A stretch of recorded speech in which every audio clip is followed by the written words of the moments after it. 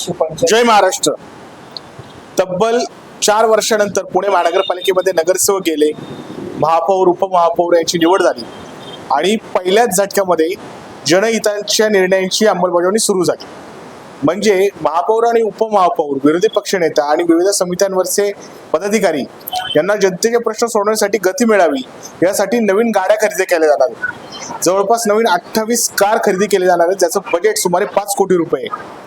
म्हणजे जनतेसाठी एवढा महत्वाचा निर्णय महापालिकेकडनं करण्यात आलेला आहे. शिवाय आगामी काळात पुणेकरांवर पेड पार्क येणारच आहे, पाणी देखील विकत येणार आहे. त्या संदर्भात जे मीटर्स आहेत पाण्याचे ते बसवण्याचं कंत्राट लवकरच LNT कंपनीला देण्यात येणार आहे.